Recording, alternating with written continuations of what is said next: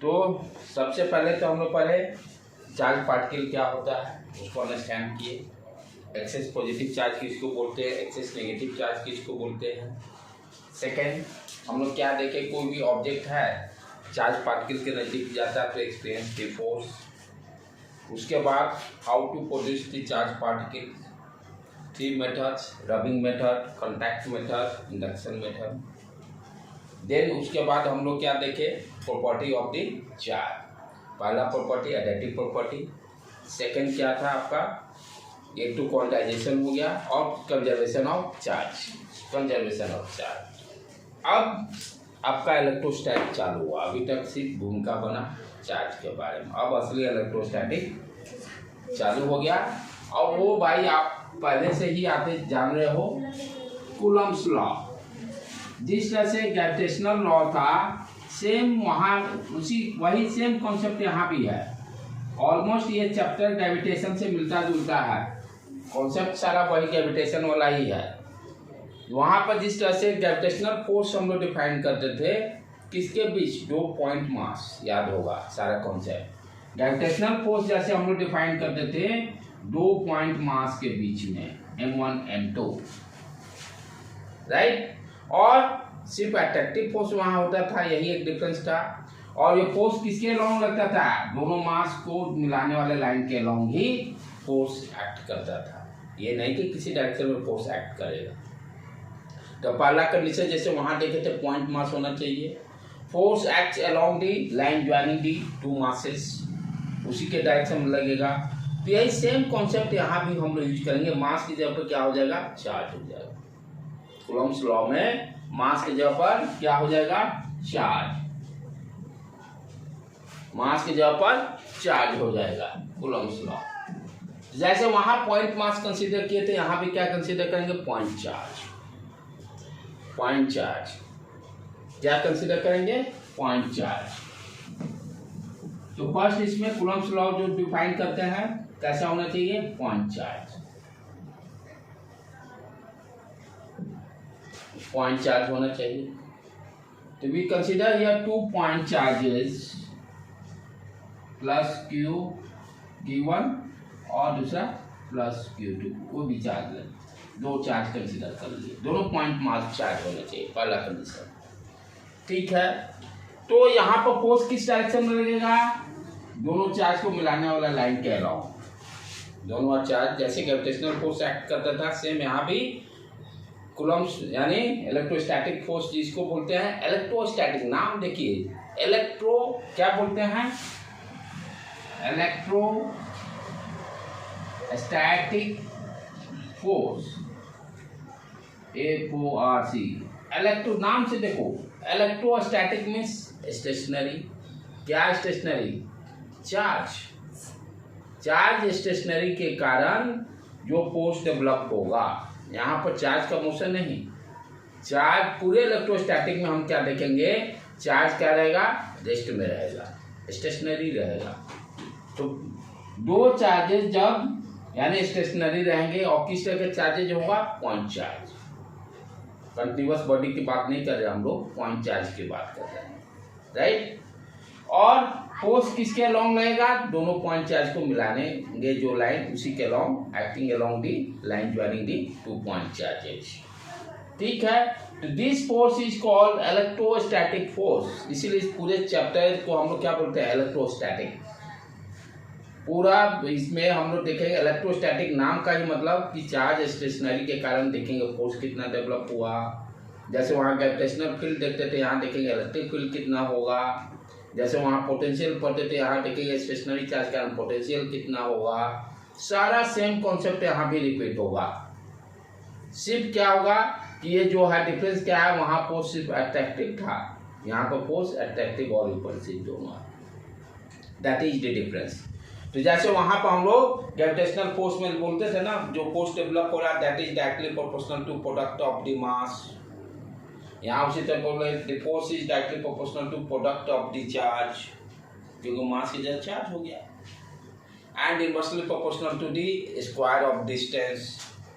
Gravitational force में बोल देते, यहाँ क्या उसी तरह से बोले inversely proportional to square of distance between 2 charges.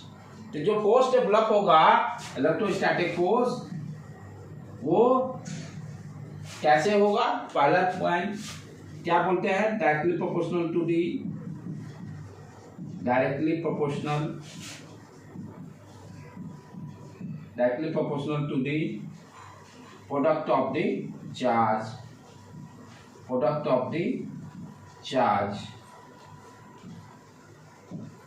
and second inversely proportional to the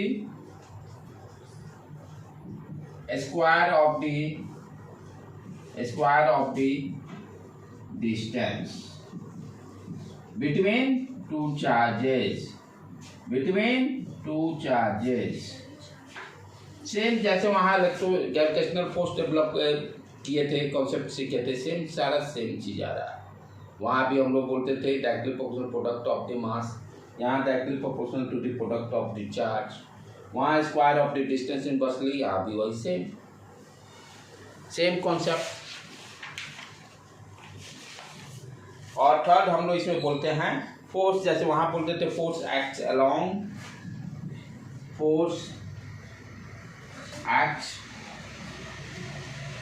along line joining the two charges. Force acts along the line joining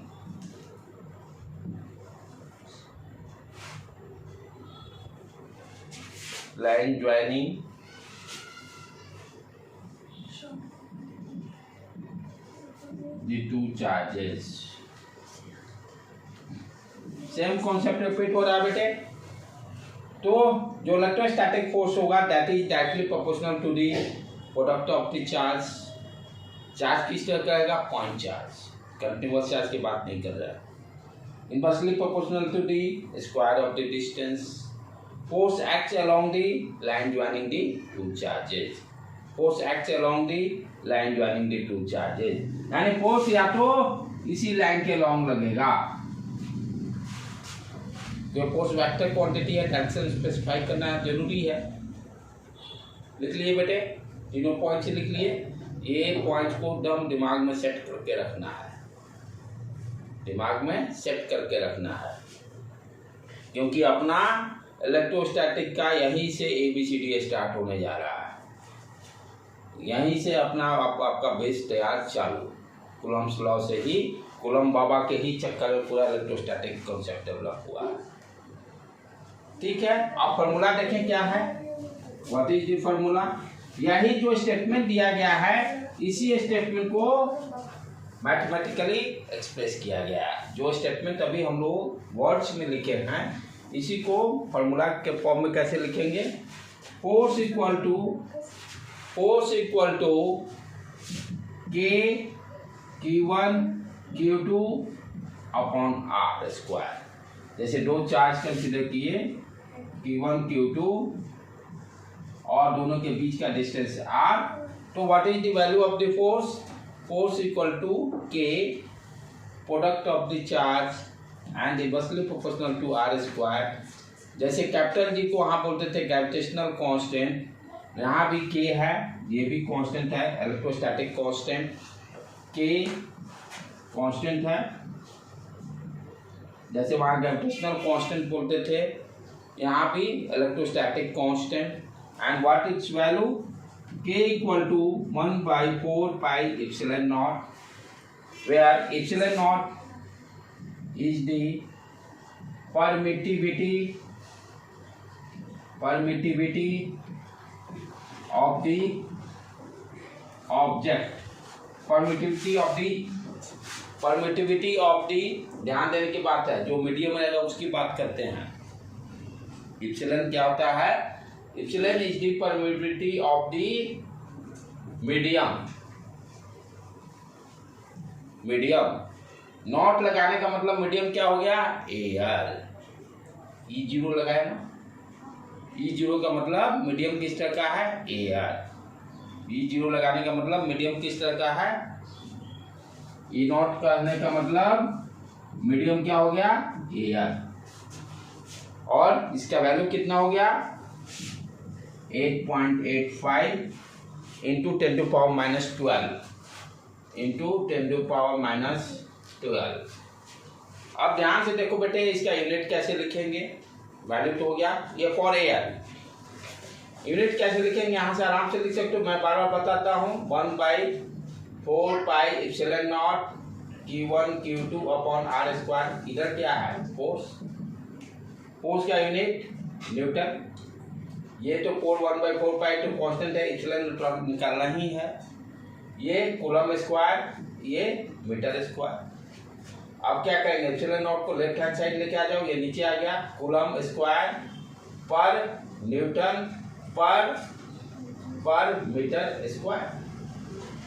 ये भी यहाँ लिखे, रटने की कोई जरूरत नहीं, जो रटा वो लाइन से बाहर।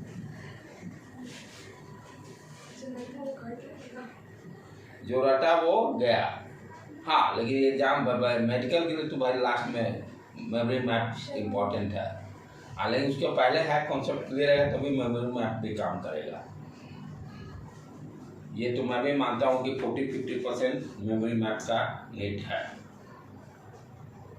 क्योंकि अगर 40-50% क्वेश्चन 10 साल का पुराना वाला रिपीट होता है। प्रीवियस 10 ईयर्स का आप बना लीजिएगा तो 40-50% वही क्वेश्चन रिपीट होना है। लिख लिए बेटे। तो what is the value of के, यदि इस वैल्यू को यहाँ हम पुट करेंगे 1/4πε0 का वैल्यू यहाँ पुट करेंगे, तो what is the value of के = 9 × 10⁹। ये याद है, फॉर एयर। यूनिट वाइज लिख देंगे, कूलम स्क्वायर पर न्यूटन मीटर स्क्वायर। ये वैल्यू याद रखने का। फॉर एयर क्या हो गया, 9 × 10⁹ कूलम स्क्वायर पर newton metre square. Clear concept हो गया।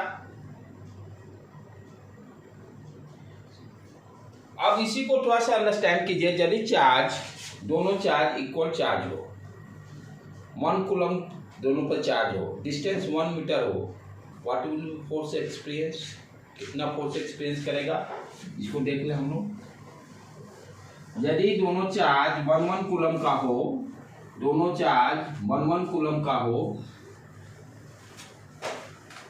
Q1 को मान लीजिए 1 कूलम, Q2 को भी मान लीजिए 1 coulomb, R = 1। What is the force experienced by the charge? F = K, Q1 1, Q2 1, distance 1 square.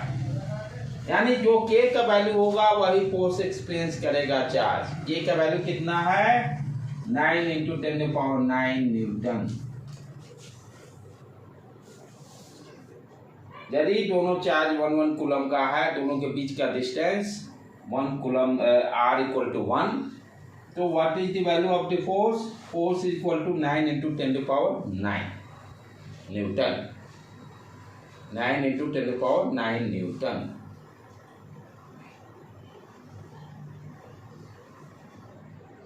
इसी फार्मूला पे पूरा इलेक्ट्रोस्टैटिक अपना है। कूलम्स पे ही सारा इलेक्ट्रिक फील्ड जितना आप देखिए सारा इसी फार्मूला पर है। लिख लिए बेटे। तो कूलम्स लॉ समझ में आया क्या है। इसी पर यही सारा हम लोग को नेक्स्ट क्लियर कराएगा। कूलम्स को जो अंडरस्टैंड कर गया तो उसका समझो कि 50% काम हो गया। अब एक वर्ड क्या है, principle of superposition. Principle of superposition.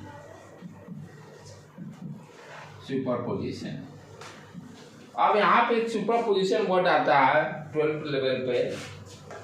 Superposition बच्चे को इंजीनियरिंग में तो फर्स्ट ईयर में ही पढ़ाना रहता है, इलेक्ट्रिकल टेक्नोलॉजी में सब्जेक्ट में superposition, principle of superposition electricity से ही टर्म रिलेटेड है। सुपरपोजिशन कहाँ पे यूज करेंगे, किस तरह का सिस्टम, ये चीजें 12th में एक्सप्लेन नहीं करता है। क्या करता है, सुपरपोजिशन करने का मतलब वहाँ कहाँ पर लगेगा, जो सिस्टम का बिहेवियर लीनियर टाइप का। लीनियर का मतलब आप समझते हो डायरेक्टली प्रोपोर्शनल रिलेशन। यदि कोई भी सिस्टम है, यदि वो लीनियर है लिनियर है, आपके लेवल का डेटा नहीं है लेकिन इसको अंडरस्टैंड करना जरूरी है। यदि कोई सुपरपोजिशन रट्टा मार रहा है, समझ में नहीं है कि है क्या सुपरपोजिशन, कोई रटने का कोई फायदा है नहीं। सुपरपोजिशन का मतलब कहाँ पर सुपरपोजिशन लगेगा, उस तरह के सिस्टम पर लगेगा जिसका कि बिहेवियर लिनियर सिस्टम हो। लिनियर सिस्टम कहने का मतलब व्हाट यू अंडरस्टैंड, जैसे y is directly proportional to x का वैल्यू बढ़ाएंगे तो y का भी वैल्यू बढ़ेगा डायरेक्टली, डिक्रीज करेंगे तो डिक्रीज करेगा। कोई भी लिनियर ग्राफ जैसे पहले पढ़ते थे ना, draw the linear graph and straight line आता है। स्ट्रेट लाइन का अंदर का मतलब जिस तरह से x का वैल्यू बढ़ाएंगे तो y भी बढ़ेगा, x का वैल्यू डिक्रीज करेंगे तो y, तो उसी तरह का बिहेवियर का सिस्टम होना चाहिए। यदि इनपुट पे टेम्परेचर बढ़ा रहे हैं तो आउटपुट पे टेम्परेचर इंक्रीज करना चाहिए, इनपुट पे टेम्परेचर डिक्रीज कर रहे हैं तो आउटपुट पे टेम्परेचर डिक्रीज कर रहे हैं, तो वो बिहेवियर कैसा सिस्टम का होगा, लिनियर होगा। तो इस तरह के जितने सिस्टम होंगे सारे क्या होंगे, प्रिंसिपल ऑफ सुपरपोजिशन। और इसको ध्यान से समझो क्योंकि ये चीजें नहीं दिया हुआ है, जो बीटेक के यहाँ जो नई कॉलेज में प्रोफेसर वो जानते हैं इसको भली बात ही, क्योंकि वो शुरुआत ही यहीं से खेल होता है। जैसे मान लीजिए कोई दो सिस्टम है और दोनों का बिहेवियर लिनियर है। लिनियर का मतलब तो आप समझ में आ गया, जैसा इनपुट देंगे, इनपुट इंक्रीज कर रहा है बिहेवियर तो आउटपुट भी इंक्रीज करेगा, डिक्रीज करेगा तो डिक्रीज करेगा। ठीक है, अब मान लो कि यही एक सिस्टम 1 है और दूसरा सिस्टम 2 है। अब जैसे ये मान लीजिए कि ये आपका एक रूम है, रूम 1, ठीक। अब रूम 1 में जैसे मान लीजिए पहले से एक बॉल जल रहा है, एक बॉल जल रहा है, करंट इधर से गया, जो भी गया 2 एम्पियर करंट, इसके अकॉर्डिंग रोशनी दिया। अब नंबर ऑफ बॉल्स यदि इंक्रीज कर दे रहे हैं, रोशनी भी ज्यादा बढ़ेगा, लिनियर बिहेवियर हुआ। ठीक है, तो ये तो एक रूम की बात किया, यानी वो रूम आप किस तरह का काम कर रहा है, लिनियर बिहेवियर जैसा। हम लोग यहाँ देख क्या रहे हैं, रोशनी। उसी रूम में जैसे पार्टीशन कर दिया, उसी रूम में जो रेस्ट जो दूसरा रूम का पार्टीशन किए हुए है उसमें भी उसी तरह से हम बॉल जला रहे हैं और नंबर ऑफ बॉल से इंक्रीज कर रहे हैं। दोनों मेरा रूम क्या है, पार्टीशन वाला इधर उधर, दोनों क्या है, सेम बिहेवियर, लिनियर बिहेवियर है, पार्टीशन दिया हुआ है। अब क्या किए, उस पार्टीशन को बड़ा हॉल को 2 पार्ट्स में बांट दिए, जैसे ये ऊपर वाला और नीचे वाला। इसमें पहले एक बॉल लगाए, रोशनी देखे इसमें कितना इंडिविजुअल, दूसरे को हम नहीं देख रहे हैं क्या हो रहा है, क्या देख रहे हैं, सिर्फ पार्ट 1 वाला पोर्शन पे ही देख रहे हैं, पार्ट 2 से कोई लेना देना नहीं। 2 बॉल बढ़ाए, रोशनी और बढ़ा, दूसरे के हमको मतलब नहीं बढ़ रहा है कि नहीं, उसे कोई लेना देना है ही नहीं। उसी तरह से जब इसका एनालिसिस करेंगे तो पहले वाला पार्ट से कोई लेना देना नहीं, राइट। तो दोनों को क्या कर रहे हैं, दोनों को अलग अलग हम एनालिसिस कर रहे हैं, दोनों पार्ट को क्या कर रहे हैं, अलग अलग एनालिसिस कर रहे हैं। अब क्या किए, पार्टीशन को हटा दिए, दोनों रूम दोनों पार्टीशन एक साथ हो गया, कंबाइंड हो गया, यानी अब दोनों क्या हो गया, कंबाइंड हो गया। अब हम देखना चाहते हैं कि रिजल्टेंट आउटपुट क्या होगा, तो मैं करूँ क्या, दोनों को इंडिविजुअल का जो आउटपुट आ रहा है दोनों को ऐड कर दूंगा, दोनों को ऐड कर दूंगा। वो कब तभी पॉसिबल होगा एडिशन, जब आपका लिनियर होगा। ये एडिशन किस मेथड से कर रहा है, सुपरपोजिशन थ्योरम से। यदि मान लेते हैं इसका आउटपुट y1 आ रहा था, इसका आउटपुट y2 आ रहा था individually, y1 does not affect the y2 value and y2 does not affect the y1 value, ये ध्यान देना है। यही सेम कॉन्सेप्ट यहाँ पे यूज करेंगे, यानी जो फोर्स 2 चार्जेस के बीच में लगेगा, तीसरा चार्ज इसको कोई इफेक्ट नहीं करेगा। जब ये 2 चार्ज है, इसके बीच में जो फोर्स लगेगा तो पहले चार्ज के कारण उस फोर्स पर कोई इफेक्ट नहीं होगा।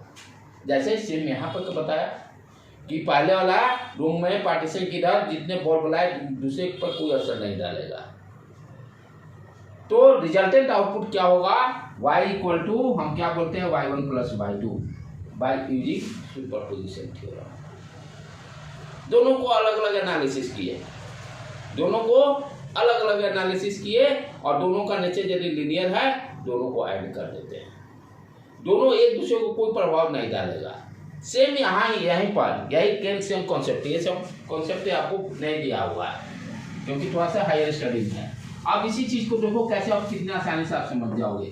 प्रिंसिपल ऑफ सुपरपोजिशन अब यहाँ पे कैसे यूज हो रहा है। जैसे मान लो कोई चार्ज क्यू है, कोई चार्ज क्यू है, यानी एक से दो तीन चार्ज कंसीडर करिए। सुपरपोजिशन कब लगेगा, जब एक से ज्यादा सिस्टम हो, एक से ज्यादा, यानी यहाँ दो से ज्यादा चार्ज होगा तब की बातें कर रहे हैं। ये जैसे ये Q1 मान लो, दूसरा चार्ज Q2 ले लिए, तीसरा चार्ज Q3 ले लिए, चौथा चार्ज Q4 ले लिए।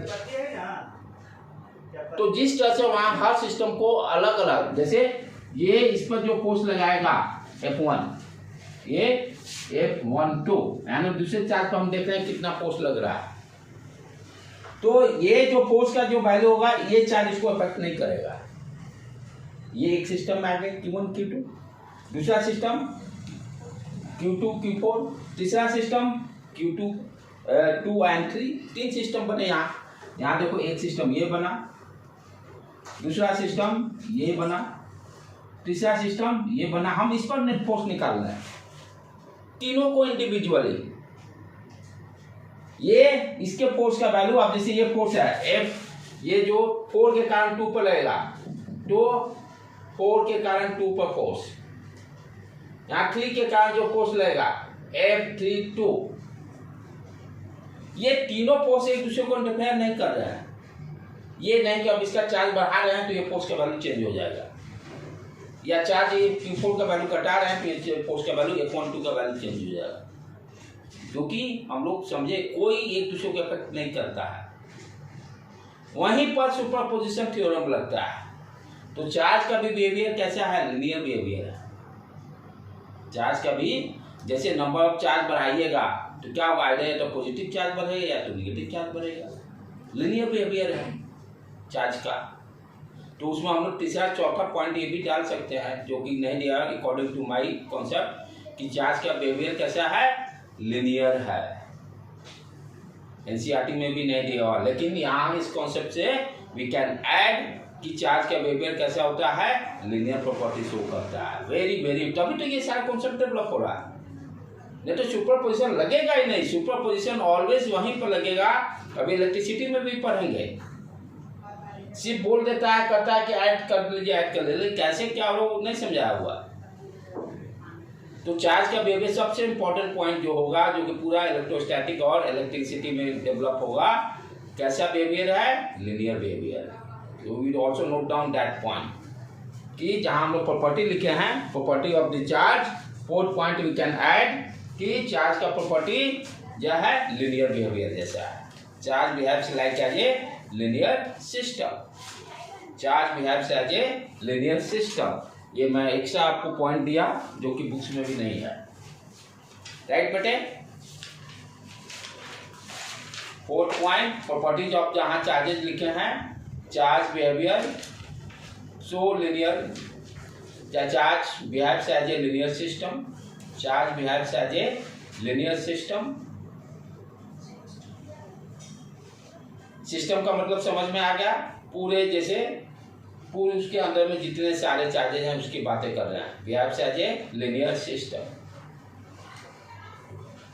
ठीक है। जो सिस्टम लीनियर होगा वहीं सुपरपोजिशन की बात हो सकती है। सुपरपोजिशन में क्या कर रहे हैं, सबको इंडिविजुअली देख रहे हैं। अभी भी नहीं समझ में आया तो अभी एक और एग्जांपल मैं देता हूं जो कि आपको और फंडा क्लियर। जैसे ये मान लो बॉल है, यही बॉल वाला ही एग्जांपल देता हूं। इससे ये बैटरी कनेक्ट हो गया। ध्यान से देखो बेटे इसको, क्या कि ये कोई नहीं बताएगा कहीं भी। हम मैं चैलेंज देता हूँ, ना कोटा बताएगा ना कहीं कोई बताएगा, कि वही बता सकता है जो इंजीनियरिंग में पेपर पढ़ाते हैं सब्जेक्ट। इंजीनियरिंग कॉलेज के ही प्रोफेसर ये बता सकते हैं, क्या कि उनका फर्स्ट ईयर से ही ये सब्जेक्ट स्टार्टअप हो जाता है। अब जैसे ये मान लो 5 वोल्ट है, एक उसी तरह से फिर दूसरा लिया मैं बॉल, ठीक है, इसको अनदर बैटरी से कनेक्ट कर दिया, ये सबका आउटपुट निकल रहा है। फिर एक तीसरा लिया बॉल।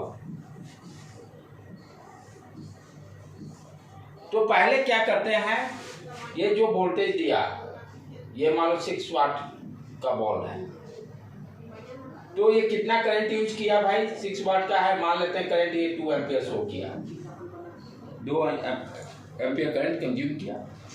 उसी तरह से मान लो ये 10 वाट का फॉर एग्जाम्पल है, ये 10 वोल्ट सप्लाई वोल्टेज ले लेते हैं। ये मान लिए करंट कितना लिया, ये I1 इक्वल टू 2 एम्पियर, ये I2 equal to 6 ampere for example, यानी इंडिविजुअली देख रहे हैं। अब ये 2 एम्पियर इसको अफेक्ट नहीं करेगा,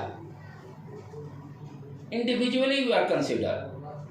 थर्ड बॉल मान लीजिए ये है कि 4 वाट का है, ये कितना करंट लिया, 4 एम्पियर लिया। तीनों को इंडिविजुअली हम लोग कंसिडर किए। अब यदि इसका बिहेवियर लीनियर जैसा होगा तो तीनों बॉल का हम चाहते हैं एक बॉल से रिप्रेजेंट करना। जैसे रेजिस्टेंस आप करते थे ना, इक्विवेलेंट रेजिस्टेंस निकालते थे, सेम उसी तरह से अब क्या चाह रहे हैं, एक ऐसा सिस्टम बनाना चाह रहे हैं जो कि तीनों का आउटपुट एक ही दे। वो कैसे निकलेगा कि सुपरपोजिशन थ्योरम, मैंने पहले बता दिया, तीनों लीनियर बिहेवियर शो कर रहा है। तो मैं एक ऐसा बॉल बनाऊंगा और उस बॉल का क्या करूंगा, जो भी वाट है, सप्लाई वोल्टेज जो भी है, और इसका करंट कैसे निकालूंगा बिना कैलकुलेशन का। अब यहाँ पे मैं कोई कैलकुलेशन नहीं करूंगा, यूजिंग दिस सीधे लिखूंगा, यूजिंग दिस सुपरपोजिशन थ्योरम कितना टोटल यूज होगा current, I1 plus I2 plus I3, काम खत्म। एक अलग सिस्टम बनाया जो कि इसके बराबर ही परफॉर्मेंस देगा। Here I am not calculating, क्या हो रहा है, कोई कैलकुलेशन नहीं किया, सिर्फ सुपरपोजिशन थ्योरम यूज करके। कब लगता है सुपरपोजिशन, जब लीनियर सिस्टम हो। सारे इंडिविजुअल का वैल्यू कैलकुलेट करके उसको ऐड कर दीजिए, सारे इंडिविजुअल का वैल्यू कैलकुलेट करके उसको ऐड कर दीजिए। ये तभी पॉसिबल होगा जब लीनियर सिस्टम होगा। इसी को सुपरपोजिशन बोलते हैं, इसी को सुपरपोजिशन बोलते हैं। This is called to where the superposition theorem acts, जहां पर सिस्टम लीनियर हो। तो ये लीनियर सिस्टम में आप क्या करो, इंडिविजुअली आप सबका वैल्यू कैलकुलेट कर रहे हो और वो वैल्यू दूसरे को अफेक्ट नहीं करेगा। जैसे यहाँ पर हम देखें, इस पर फोर्स निकालना है, इस चार्ज के कारण फोर्स देखें, यदि इस चार्ज का कोई भी वैल्यू हो उससे हमें कोई लेना देना नहीं है, क्योंकि this charge does not affect the value of F12। Similarly Q3 does not affect the value, जो ये फोर्स डेवलप करेगा F32, ये इसके चार्ज के वैल्यू से कोई लेना देना नहीं है। ये कौन दे रहा है, सुपरपोजिशन थ्योरम। और क्या कर रहे हैं, फाइनली नेट फोर्स कैलकुलेट करना है, तो तीनों फोर्स को ऐड कर देंगे, F12 plus F32 plus F42, तीनों का ऐड कर दिए, काम खत्म। ये एडिशन किस प्रोसेस से हो रहा है, सुपरपोजिशन। और this concept is very very important पूरे इलेक्ट्रोस्टैटिक के लिए। ये जो बच्चा को समझ में आ गया तो समझिए, क्योंकि एनसीईआरटी में इतने डेप्थ में नहीं दिया है। तो ये फंडा क्लियर होने से आपके बहुत सारे समस्याएं दूर हो जाएगी। क्यों एडिशन कर रहे हैं आप, अब बच्चा सोचता है इसका वैल्यू बढ़ा देगा तो सोचेगा कि इसका वैल्यू इंक्रीज कर रहा है कि नहीं, कंफ्यूज, कोई असर नहीं डालेगा, क्योंकि चार्ज का बिहेवियर कैसा है मैं पहले बता दिया, लीनियर बिहेवियर।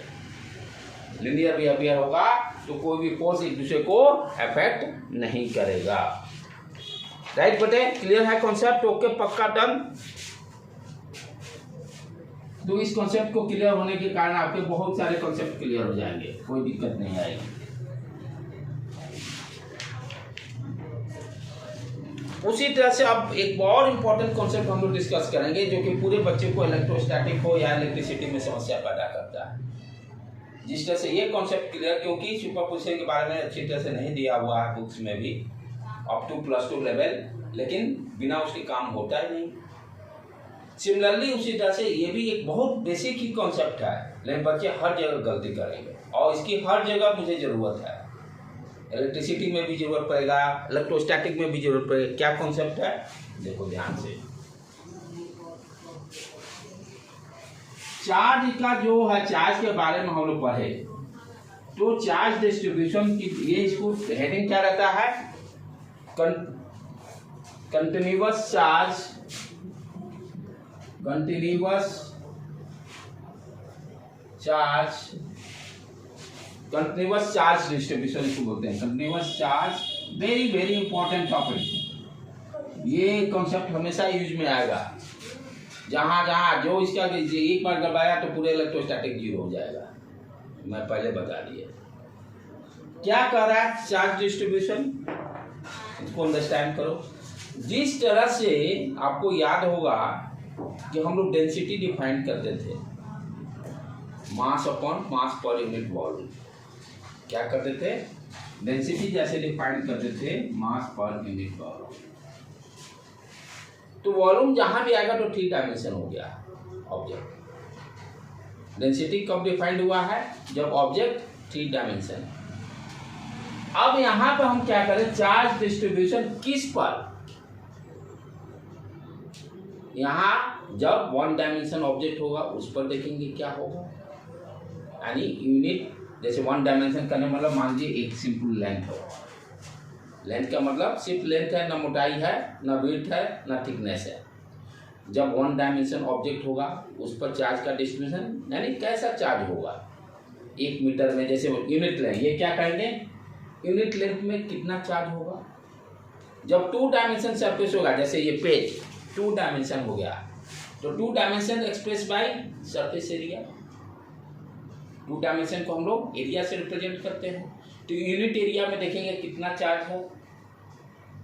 यहाँ यूनिट लेंथ में देखेंगे, जब सिर्फ 1 डायमेंशन होगा तो क्या देखेंगे, यूनिट लेंथ में how much amount of charge. जब 2 डायमेंशन होगा यूनिट एरिया में कितना चार्ज होगा।